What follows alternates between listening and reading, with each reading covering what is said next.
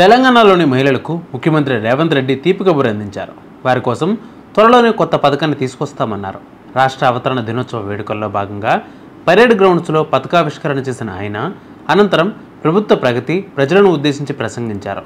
మహిళలు, రైతులు, యువత సంక్షేమానికి తమ ప్రభుత్వం కట్టుబడి ఉందని స్పష్టం చేశారు.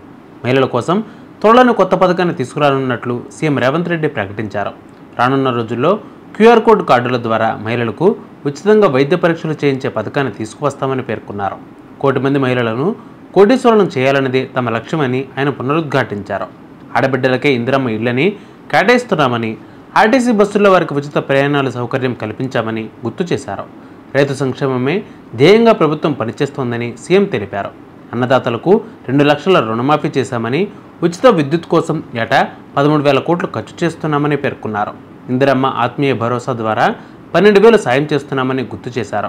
సన్నవడ్లకు 500 బోనస్ ఇస్తున్నామని, ప్రస్తుతం 2.75 లక్షల మెట్రిక్ టన్నుల సన్నధాన్యం ఉత్పత్తి అవుతోందని తెలిపారు.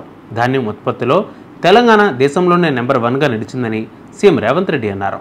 దేశానికి అన్నం పెట్టే రైతన్నలకు భూ సమస్యలు లేకుండా చేసేందుకు భూభారతిని అందుబాటులోకి తీసుకొచ్చామని సీఎం రేవంత్ రెడ్డి వివరించారు. ధరణి కొందరికి చుట్టమైతే భూభారతి ప్రజలకు రక్షణ చట్టమైందని ఆయన అభివర్ణించారు.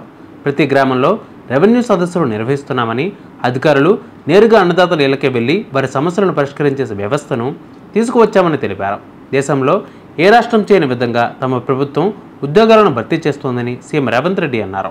ఏడాదిలోనే 60,000 ఉద్యోగ నియామకాలు చేపట్టామని, పెట్టుబడుల ద్వారా 1,00,000 మందికి ప్రత్యక్షంగా ఉపాధి కల్పించామని తెలిపారు. ఉద్యోగాల భర్తీలో నిరుద్యోగుల విశ్వాసాన్ని చూరగొన్నామని పేర్కొన్నారు.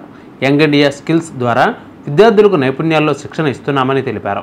దేశంలో కోట్లలో యువత ఉన్న ఒలింపిక్స్లో 1 గోల్డ్ మెడల్ కూడా రాకపోవడం బాధాకరమని సీఎం రేవంత్ రెడ్డి వ్యాఖ్యానించారు.